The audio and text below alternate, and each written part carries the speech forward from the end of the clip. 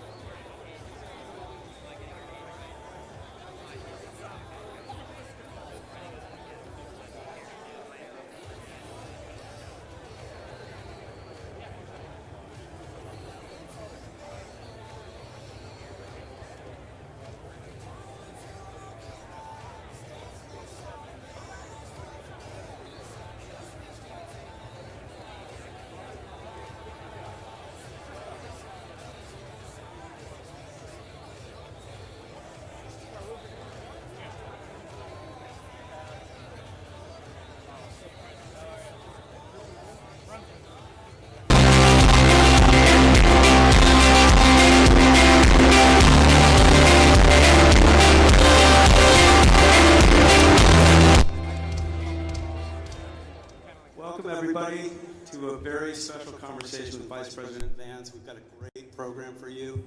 Before we bring the main event up, we want to thank our partners, CGCN Institute, and we're very grateful to all our sponsors. So I want to list them real quick. American Chemistry Council, One Brief, BitDeer, T1 Energy, RJ Reynolds, Chevron, Meta, Microsoft, Bank of America, American Petroleum Institute, American Global Strategies, and Bank Policy Institute. So now I'd like to bring to the stage Washington Bureau Chief for Breitbart News, Matt Boyle, and the Vice President of the United States, Mr. JD Vance.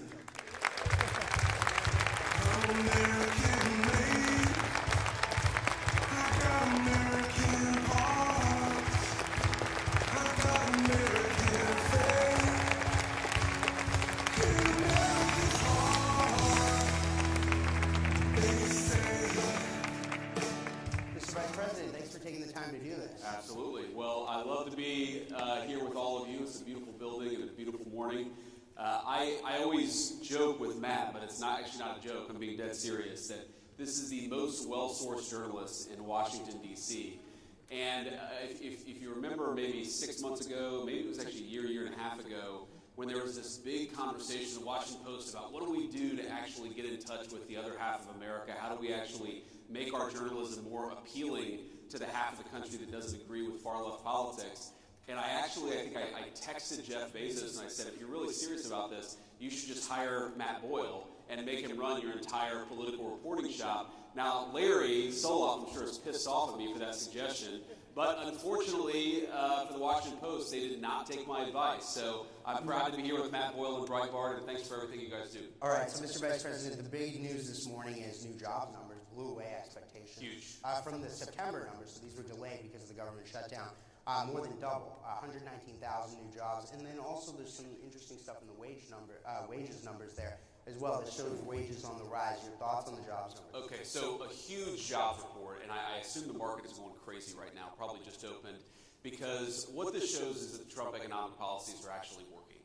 And you've got 119,000 new jobs. Economists thought that we would have about 50,000 new jobs, but that's actually just a headline number. If you look below the surface, I think the numbers are actually better. So number one, Wages continue to way outpace inflation. If you go back to the 3 years of the Biden administration, the average American worker actually lost about $3,000 in take-home pay. In the first 10 months of the Trump economy, we've increased take-home pay by about $1,200, adjusting for inflation. So that's a huge, huge thing, and this jobs report confirms that. You have the number of manufacturing hours worked in the economy is actually going up. You see the private sector is really driving this economic growth and is driving the job creation. And this is really important, I know, to you, Matt, but really to me, and it's that we are seeing the job growth go to native-born American citizens. And what happened under the Biden administration is, to the extent there was any job growth at all, if you looked at the data, almost all of the net job creation in the United States under the Biden administration went to the foreign-born. Now, of course, some of those people are legal immigrants to the United States, but that means that a lot of the job creation was actually going to illegal aliens who shouldn't have been in our country. The best thing that you can say about the Trump economy is that American jobs are going to American workers for a change, and that's the thing that I'm proudest about with these numbers. Right. So now, another big story is that last night President Trump announced that tomorrow he's going to be hosting a meeting with the New York City Mayor-elect Zohran Mamdani. He calls him communist. I might have something wrong about that. But anyway, point is that the Mamdani's rise can be attributed to his, everybody's, the new buzzword, if you will, is affordability. Sure. Right? Like, so how do we, people out there feel like they're, the economic situation isn't that great. Look, we're 10 months to the day here since the inauguration. But they want to see more. They want to see more action. We've seen a lot of steps you guys have taken. A lot of people are putting a lot of faith in what Secretary Besson is saying, that the first half of next year the economy is going to boom because of the policies you guys have enacted. What's your message to those out there who feel like they haven't seen that gain? Yeah, well, first, Matt, the government shutdown didn't help, to be clear. And I do think that actually pumped the brakes a little bit on all the great economic news that we were seeing. And look, the Democrats, our attitude was, why are the Democrats doing this? They're the party of government. Why are they shutting down the government? For 10 years, they said to shut down the government is an act of economic terrorism on the United States. And it's sort of a question that answers itself, because I think that they were so worried about what the Trump administration is doing that they were willing to blow the whole thing up, hold a gun to the head of the American economy in order to get what they want. And that's going to cause a little bit of damage, but I think it'll be ultimately very, very minor, because we were able to get the shutdown wrapped up. And I guess my message to the American people who are still feeling like things are unaffordable, who are still feeling like things are rough out there, is look, we get it, and we hear you, and we know that there's a lot of work to do. There's a lot of wood to chop, because the Biden administration put us in such a very, very tough spot. And the way that I think about this is it's always helpful to take this from the abstractions to the actual real things that people are worried about. So take, for example, a dozen eggs. I'll never forget this. It was one of the very first, maybe the single first press conference that the president had done since he had started his second term. And some reporter, probably from ABC, yells at him and says, "What have you done about the price of eggs? The price of eggs are up 300% over the past 3 years." And it's like, it was January the 23rd. It's like, what do you mean, what have we done in 2 days? It's going to take a little bit of time to fix that problem. And so if you're an American who's just struggling to get by, you work hard, you pay your taxes, you want your kids to have good opportunities, and the price of eggs goes from $2 a dozen to $8 a dozen under the Biden administration, and then under the Trump administration it goes from $8 a dozen to maybe $6.50 a dozen, well, to you, that is still a major problem. And even though we've made incredible progress, we understand that there's a lot more work to do. And the thing that I'd ask for the American people is a little bit of patience. This economy was not harmed in 10 months. It took a deliberate 4-year administration that was making life harder for everyday Americans, that was importing foreign workers instead of giving jobs to American workers, that was over-regulating, over-taxing, overspending. They were doing everything wrong. And as much progress as we've made, it's going to take a little bit of time for every American to feel that economic boom, which we really do believe is coming. We believe that we're on the front end of it, but we also recognize that we've got a lot of work to do to undo the damage that Joe Biden did to the American economy. And the last one I'll say, Matt, let's be honest, it's not just Joe Biden. As much as I think Joe Biden was one of the most disastrous presidents of American history, we had a policy in this country for 40 years of shipping American jobs overseas and hiring foreign workers instead of American workers. That has caused the economic stagnation of the American middle class. There was one bright spot in 40 years, and that was the first Trump administration, and there's going to be a massive exception to that 40-year trajectory of American decline, and that's the second Trump administration. We just got to keep it going. Right. So now we're a year removed from you and President Trump winning a massive electoral victory in November 2024, and we're just a couple of months since our friend Charlie Kirk was brutally murdered by a radical leftist. But at the same time, we are seeing some, whether it's inside Congress, outside Congress, some divisions in the MAGA movement, and I get it that there's this issue, that issue, whatever. What would be your message to how to reunify this movement for the fights ahead, whether it's the midterm elections, 2028 and beyond?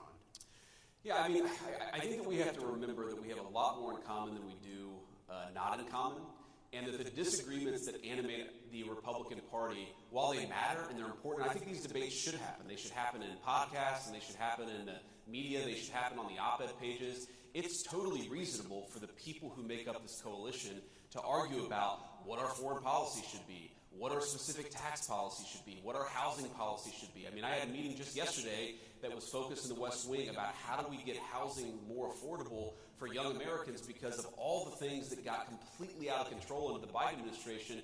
You had homes that doubled or tripled in price depending on the geography in 4 years under the Biden administration. We've got to solve that problem for our young people so they can afford to buy homes, start families, and actually build their own American dream.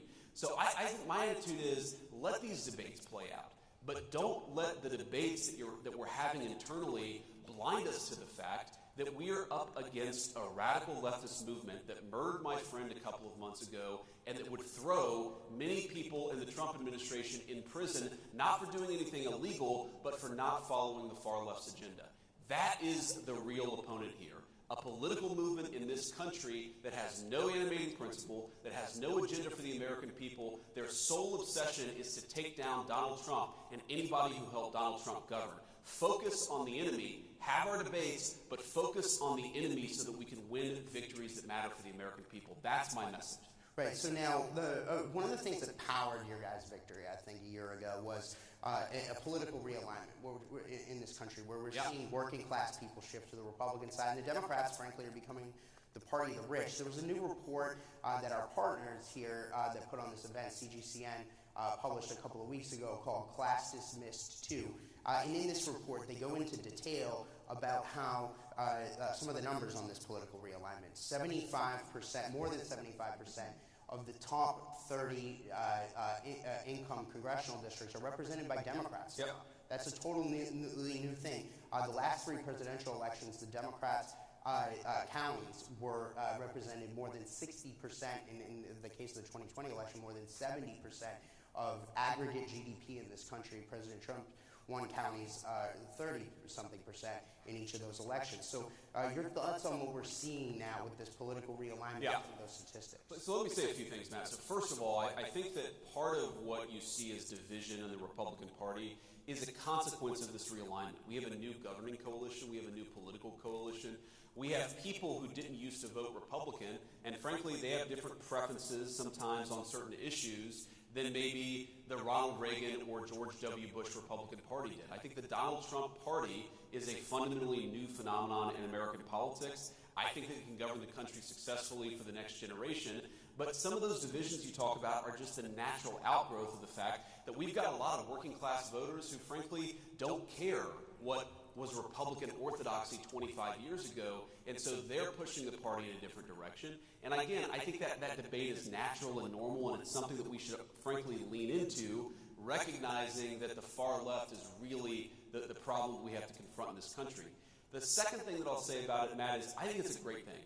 You know, and I'm biased. Obviously, I grew up in a working class family. I was raised by the kind of people who were blue dog Democrats, socially conservative Democrats in the 80s and 90s, and have turned hard towards Donald Trump's Republican Party. These are the people who built America's greatest icons, who built America's greatest buildings, who drive our food into the grocery store every day. They are the human beings who actually make this country run.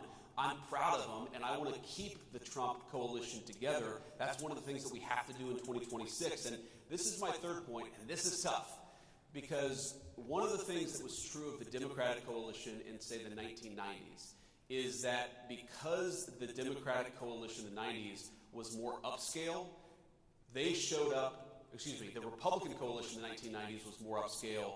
They showed up in midterms. So Republicans tended to do a little bit better in midterm elections in the 1990s than, say, Republicans do today. And that's because while these working class voters are great, there are also people who don't necessarily show up to vote in the midterms all the time. We've got to motivate them. We've got to get them out to vote. I think it's one of the lessons that we learned in Virginia and New Jersey is that when Donald Trump is not on the ballot, you've got to give people something to actually believe in, something to be inspired by to get out there and vote. They're not going to vote just because you have an R next to your name. You've got to speak to this new working class coalition.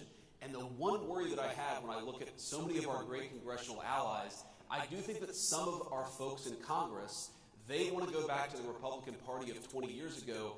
That Republican Party was a Republican Party that lost and that couldn't successfully govern the country. We need to lean into this new coalition, do a better job serving them, and that's how we get them to show up in these midterm elections so that we can win not just presidential races, but midterm races too.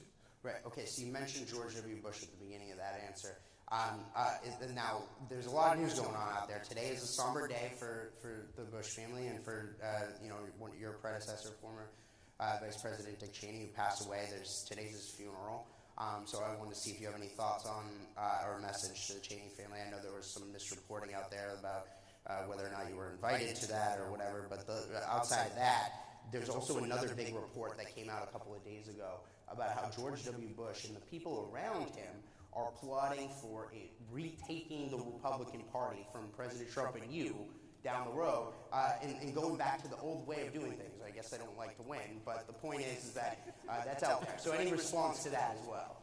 Well, first of all, my condolences go to Dick Cheney and his family. Obviously, there are some political disagreements there, but he was a guy who served his country. We certainly wish his family all the best in this moment of grieving.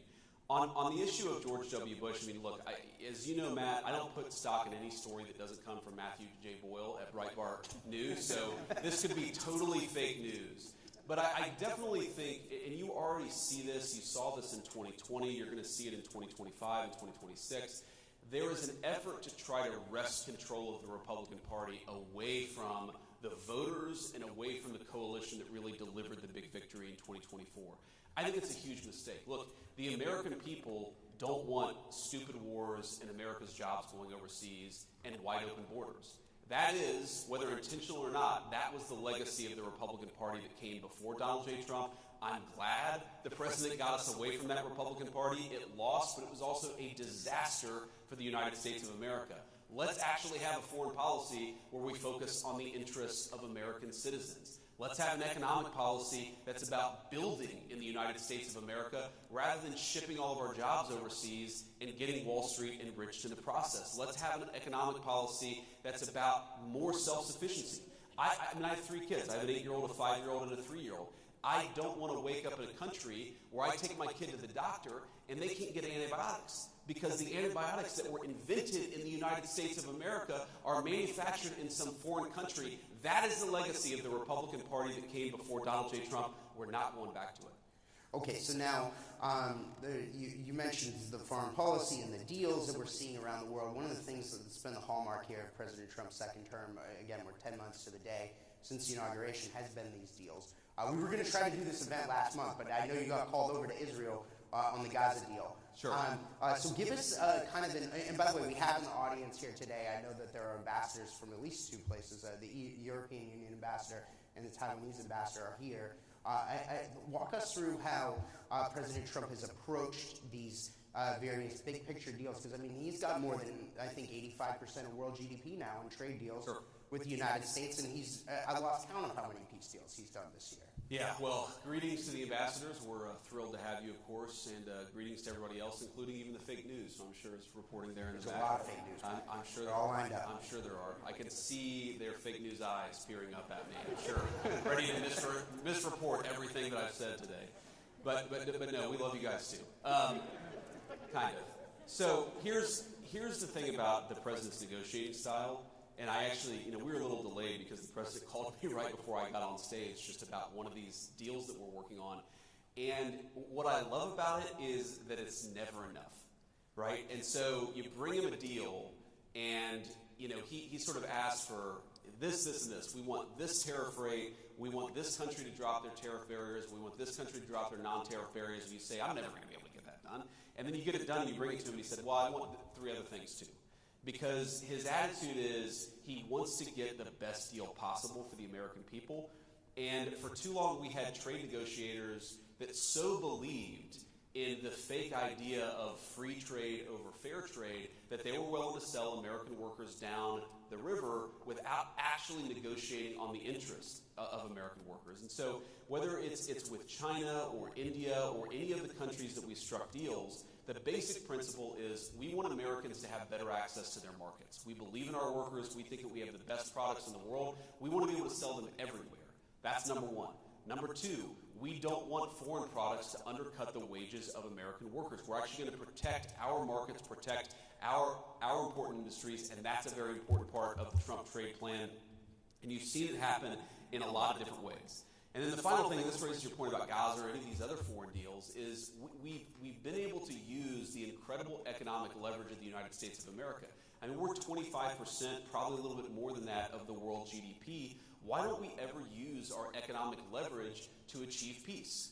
Because when countries aren't fighting each other, when they're actually using their economic talents to manufacture good things rather than weapons to kill each other, then that actually creates incredible economic opportunities for Americans. And that's what the president, that's why he's so focused on peace. He's fundamentally a humanitarian, and we've got 8 peace deals at this point. We're working on number 9 and number 10. And I think that, if he gets number 10, purely for mathematical harmony, if he gets to 10, the Nobel Prize should be awarded to Donald J. Trump, even though he certainly earned it with the first 8. But I also think that there's this sense that while he wants to save lives, he also sees a world where people are engaging in commerce with one another rather than killing one another. And he just, he's a tough guy, but he's not a violent human. He's not a person, who I think understands violence at a sort of fundamental level. It's like, why don't you stop killing each other and start trading with one another? Why, rather than Russia and Ukraine killing one another, why don't they actually engage in some commerce with one another, travel between the two countries, engage in some sort of cultural exchange? That is his fundamental perspective that he takes into these things. And fundamentally, if we get more peace in the world, it's good for American workers, it's good for the American people, and the president's going to keep on pursuing peace. He's done very well so far, but he's going to keep on working at it. Yeah, so there's a lot I want to pack into this next question. So one of the things that we've seen, I think, since your guys' victory last year, the whole world over, everybody I've talked to around the world, really seems to have rallied to President Trump's vision on things like trade and immigration. I just saw, and particularly with regard to China and how we need to have a better deal with regard to there, and we just saw the president get back from there. Yep. I just saw comments that Pope Leo made about immigration. He said, just the other day, we did a huge story on it on Breitbart last night, that every country should get to decide, I'm paraphrasing him here, every country should get to decide who gets to come in. I mean, that's amazing to see that from the Pope himself. Sure. Your thoughts on more broadly how President Trump really does seem to have electrified the world and woke them up to these major issues that we're talking about here. Yeah. Well, Matt, I'm a devout Catholic, so I follow those comments closely, including on, of course, Breitbart.com. And that's my 3rd Breitbart shout-out. I've done pretty good, right? Not bad. Okay, thank you guys. But it's interesting because you may not know it, judging purely from the comments of some people on social media, but the Catholic Church's views on this are actually quite clear. And it's that, yes, you must treat immigrants humanely. On the other hand, every nation has the right to control its borders. And obviously how you strike that balance is very important, but there's a lot of room there to actually control your own borders for the sake of your own people. One of the things, Matt, that you know always frustrated me about the immigration debate is that we ignored how open borders were not actually good for the dignity even of the illegal migrants themselves. You had little kids getting sex trafficked. We had 300,000 missing children under the Biden administration that the Mexican drug cartels had brought into our country. You had cartels using, in some cases, 9 and 10-year-old children as drug mules for their activity. Border security is not just good for American citizens, it is the humanitarian thing to do for the entire world. Because when you empower the cartels and when you empower the human traffickers, whether in the United States or anywhere else, you're empowering the very worst people in the world. Now, you've seen this in Europe, you've seen this in a whole host of places, but you know, it's almost like Europe and America got this idea in their head that to control your border at all was fundamentally, you know, uncompassionate, maybe it was even racist and bad. The president and I reject that wholesale. Putting the interests of your citizens first, it's not some ancillary thing. It is the very purpose of government. I am the American Vice President. I wish very good things for the people of Mexico or the people of the United Kingdom or the people of any other country, but my priority, my charge is to look after the people of the United States of America, and you cannot do that if you're flooding the country with a ton of illegal immigrants and the drugs and the crime that they bring. Yeah, so the last question I've got, please give them applause for that one. That's incredible. Okay, so Mr. Vice President, the last question. Even the Washington Post applause. I know, I think they did. So I got fired. So Mr. Vice President, the last question I got for you on that note, so is that there's a big discussion right now about healthcare in this country. Yes. The ACA subsidies expire at the end of the year.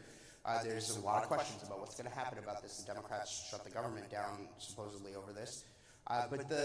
Where does this go? What do we do to address healthcare prices and premium prices and so on and so forth? What does that look like? Is it a reconciliation plan? Walk us through what happened. So what's so crazy about this, Matt, is right before the government shut down, we had a meeting with Hakeem Jeffries and Chuck Schumer in the Oval Office. Is this where they get President Trump gave them the MAGA hats? Yeah. this is not just that. But the president whispers to one of his personal assistants. They're all very good people. And she kind of runs off, and I think to myself immediately, oh, what the hell have I gotten myself into? And she comes back with 2 Trump 2028 hats to give to Jeffries and Schumer. And then he has the photographer come in, and he points at Jeffries as he's holding the Trump 2028 hat. And he's like, he says to the photographer, make sure Hakeem gets that. I'm sure he's going to want to use it in his campaign advertisements. And it was like a hysterical moment, but when we got to the serious stuff, and they said, we really want to address the healthcare problem confronting the American people, the president said, well, absolutely. We agree. We want to address the healthcare problem confronting the American people. In fact, you people screwed it up with Obamacare, the Unaffordable Care Act, and now you're coming to us saying, let's fix it. Great. Let's fix it. And then they said, I think they were kind of caught off guard, and they're like, well, but we want the fix before we're willing to open up the government. And the president was like, that's like 3 days from now. You want us to fix American health care in the next 3 days, and unless you do it, you're gonna shut down the government? How about we open up the government and then work together to fix American health care? And of course, we know the history. They rejected it. They shut down the government. But I don't want to get ahead of the president, Matt, because we had a very, very good meeting in the Oval Office yesterday. I think that we have a great health care plan come together. I think that it's going to get Republican and Democrat support. And I think the president, look, right now, the American people get crap health care, and they pay way too much for it. You have people who are paying thousands of dollars a month in premiums for a family of 4, a family of 5, and the access to health care is really low. This system is broken. The Democrats broke it, but who cares? We're going to work together if they're willing to fix it. And the interesting thing, Matt, is, people say, this is one of the things I love about the president. People will come to the president and say, no. Don't talk about health care. That's a graveyard for Republicans. Republicans always lose on health care. And the president's like, I don't care about the politics of it. This system is screwed up for the American people. We need to fix it. So let's go and do it. Politics be damned. I love that. That's leadership, and that's exactly what we should want coming from the White House. Mr. Vice President, I really want to thank you for taking the time here. Thank you, Matt. Good to see you guys. I'm American made. I got American heart.